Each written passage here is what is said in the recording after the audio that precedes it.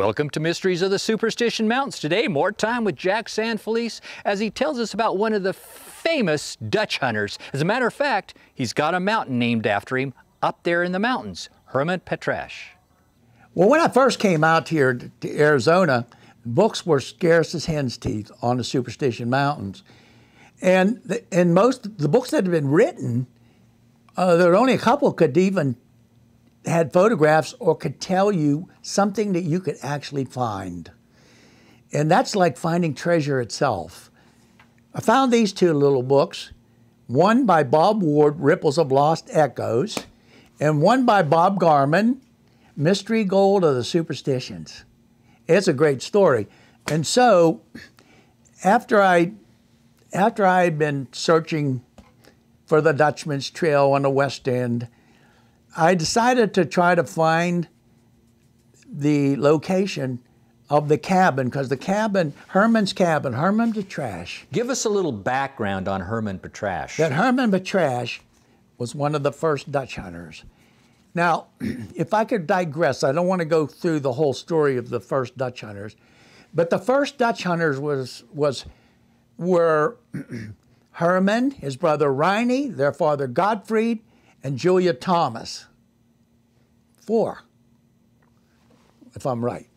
Okay, the Dutchman is dead, but Herman was part of that first search group of the Lost Dutchman Mine, and he searched the mountains many, many years. All right, young man, where did you get your information from?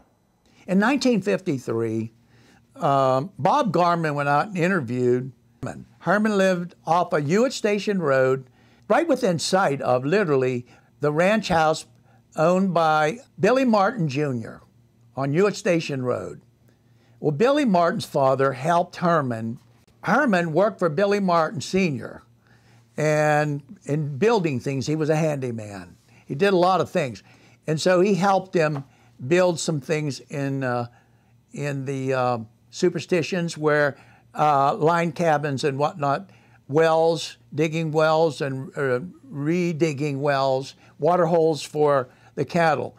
And so Herman, as he got older, built a shack right on Hewitt Station Road. Herman's story is well known by Billy Martin Jr. And Billy Martin Jr. was the first cowboy that I met riding up Hewitt Canyon Road. Come across the cowboy, and it is Billy Martin Jr. As time went by, I interviewed him many times, and Billy was a treasure trove of information if you knew how to decipher what he said. But one of the things he did say, there's a little book on it, and you should get that little book. And so I found it, and I bought the book, and lo and behold, in there, Herman Petrash's story. And there are two stories that kind of dovetail into each other. And so an interview is conducted by Bob Garmin, who writes it in this particular book. And there's another interview that's published in a newspaper by a female reporter, but she writes a nice story about Herman too. And it has to deal with Herman and the Lost Dutchman Mine, and were there really any mines out there in the eastern section that had gold in the Superstition Mountains? Well, Herman died the very next day after Garmin interviewed him. He was on his last legs. Remember, Herman probably was in his 80s at the time, 88 years old maybe. So Herman was the brother of Reine that knew the Dutchman. His brother, Reine, the one who listened to the Dutchman tell the stories and wrote the notes of where to find a mine and wrote a map out for them. But the Dutchman, Jacob Walsh, you see, wrote it all out in German so that English people wouldn't be able to understand it. And he gave these notes to Reine, well, Reine and Julia. When Gottfried and Herman come down from Colorado in the August of 1892, the Dutchman died in October of 1891. But they were mining up in Colorado. And you know, if you're there in October, November, December, you can't get out of Colorado. If you're at a mine, you're stuck there. The snows will get you.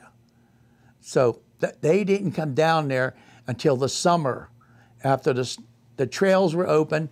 So they made it down by horseback, down from Colorado to Arizona, to Phoenix rather. And so that August of 1892, the father of Riney and Herman, Gottfried was his name, Gottfried, who spoke mostly German, they need him because he's a miner and Herman's a miner. Riney worked for Julia when she owned a bakery. And Herman, he was a miner and he knew about mining. He was a prospector. And so they came down to help search. So Julia sells her bakery to get money.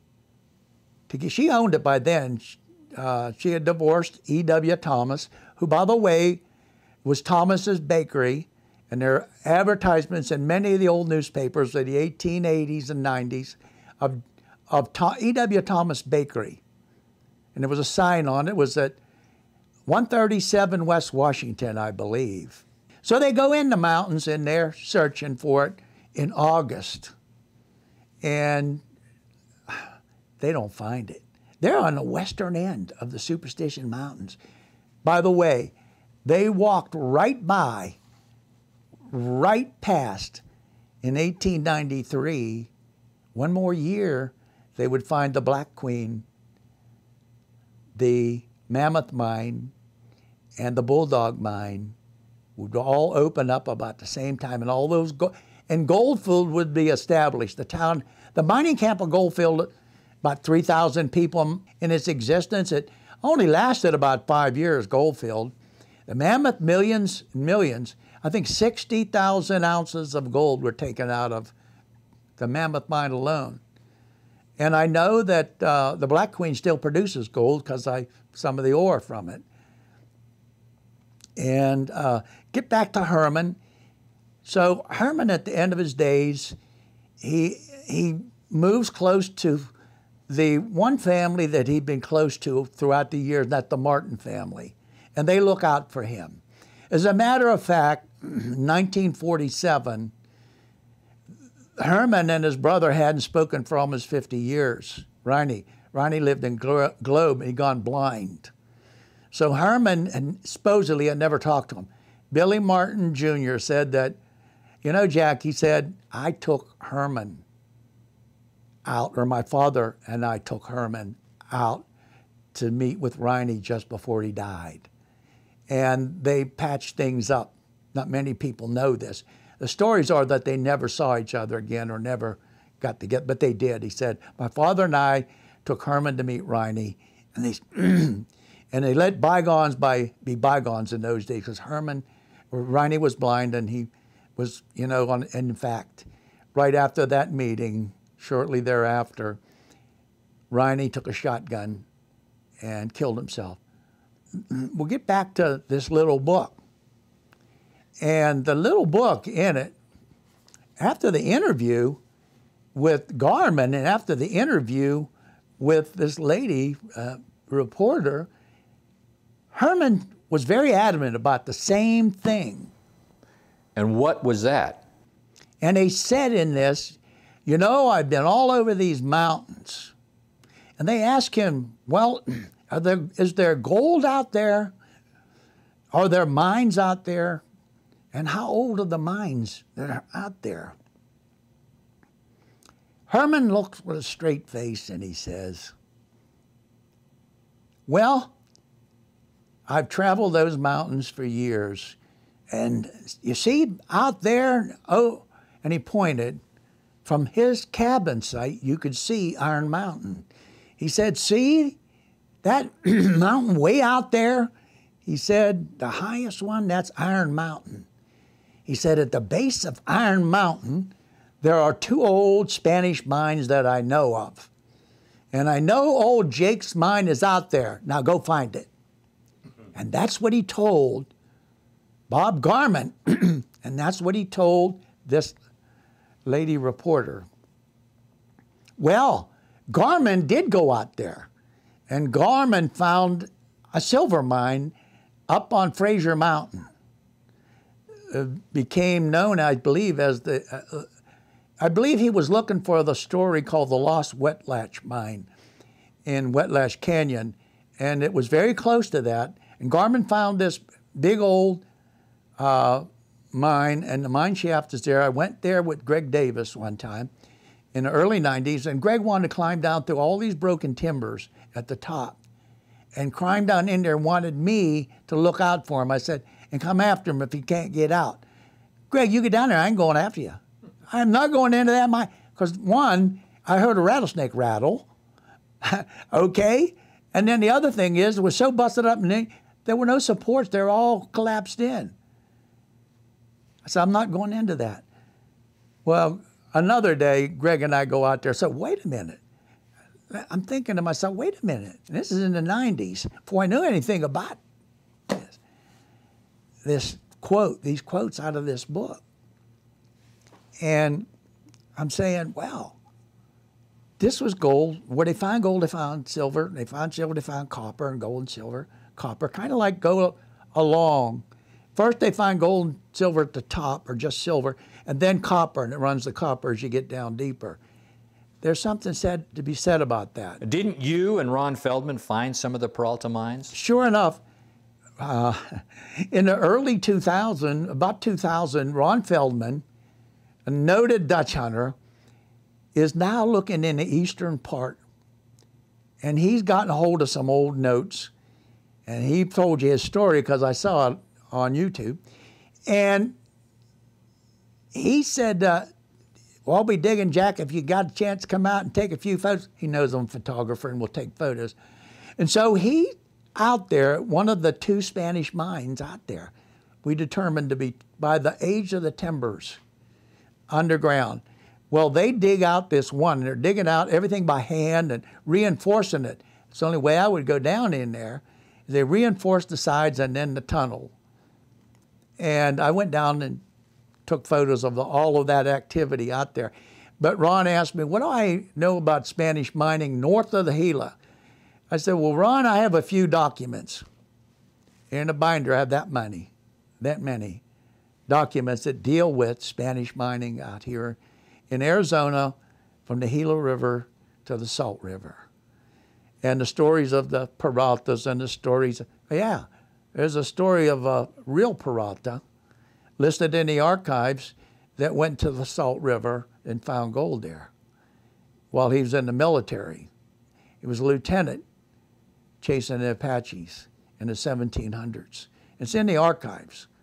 But that's a horse of a different color, and a story for another day there. To get back to Herman, and I went, hey, wait a minute. I got to go back and interview Billy Martin. Did you try and get that story directly from Billy Martin? Not only did Billy Martin tell me the story of the gold, and he wouldn't tell me where it was, but he did take me out and show me where the horse trail, the old horse trail from the JF Trail, which was the Indian runner trail through the mountains and also used by Rivas, who grew vegetables and took them to Silver King, and Pinnell, and also went into Florence. Rivas, the crazy mountain man that lived by himself at a place now called Rivas Ranch. I couldn't figure out what the horse trail was. Was there a rock figure of a horse? No, it was a trail that they took to get from the bottom of the JF Trail. It goes up to the top of the ridges above Rogers Canyon. And from those ridges, one of the clues is you can see from above my mine Weaver's Needle. And but below, if you're down on the old military trail, you cannot see my mine. As a matter of fact, well, I'll get into that story in another time because I walked it both ways, up and down. And yeah, the old horse trail's there. So do you think that Herman eventually found that mine? Yeah. think Herman knew. He knew where the mine was, but the mine was always guarded. It was always looked after by, guess who? Guess who at the base of the horse trail and the JF Ranch was named after Jack Frazier. Jack Frazier became, quote, probably a multimillionaire in his day. He had mining claims in Alaska and everything. And he owned a vast area called the JF Ranch out there, a lot of cattle. He was one of the owners in a drugstore in Mesa called Everybody's, was the name of the drugstore, okay? And so Jack Frazier, I have photos of him and everything, but Jack Frazier was also one of the foremen at the Silver King mine when the soldiers came there. Didn't Frazier win that in a bet? And Jack Frazier founded his ranch on a bet between him and the owner of a saloon over who was going to win the next election. And it came time the election come around, Jack Frazier won the bet. Yeah. But the saloon owner didn't have, and he owned a restaurant, and he didn't have, in Silver King, he did not have the money to pay him, so he gave him cattle. Gave him cattle. And that's how Jack Frazier, the legend goes, how he started his ranch over in the Superstition called the JF. Very odd that he finds it at the base of what became established that ranch out there, the JF Ranch. The cabin, I think, is still, hopefully it didn't get burnt down in the fire, but that old horse, Billy Martin took me right out there and showed me the horse trail where it was, showed it to me on a topo map, and then later I was up there many, many, many times, because that was the clue. It became the clue. The JF Trail became the old military trail for me through the mountains, because there was no military trail per se, but it became the Indian Runner Trail first from Camp Fort McDowell. First was Camp McDowell, and Fort McDowell to Camp Pinnell over top of Superior. It was through the mountains, because for a runner to go around all the way around the mountains, it was too long. So they ran through, they knew the trails, knew the water holes. All right, now getting back to Herman. Well, what I'd like to wrap up with Herman was he gave many, this book came out, let's see if I can find the date it came out. 75. Yeah, but the story was out before that in the newspapers. Okay, Herman's story was out there in the 50s. Herman's story was out there, and he talked about the Northeast version. But then some guys came by and said, oh, the mine's at Weaver's Needle. They started perpetuating the Lost Dutchman Mine and Weaver's Needle. And because that's something that somebody wrote in the book, because they used the name the Needle.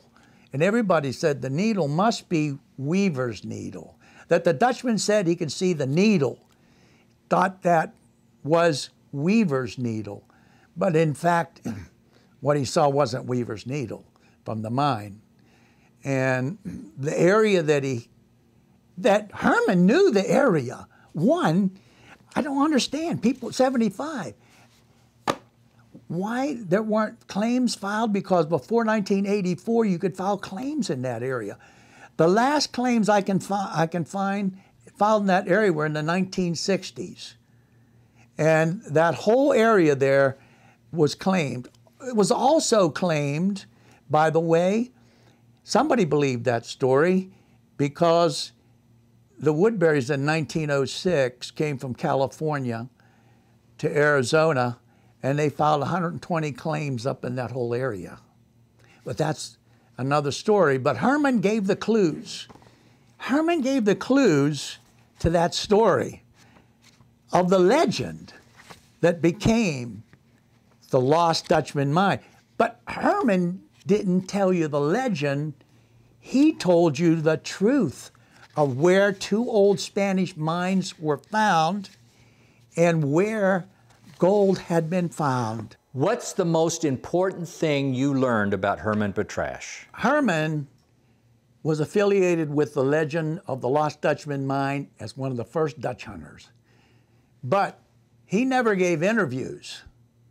He never gave interviews, and he never told the story that he thought to be true, the true story of the Lost Dutchman, location of the Lost Dutchman Mine. Now, Herman's brother Riney committed suicide. 1953, Herman's on his last leg, and he knows it.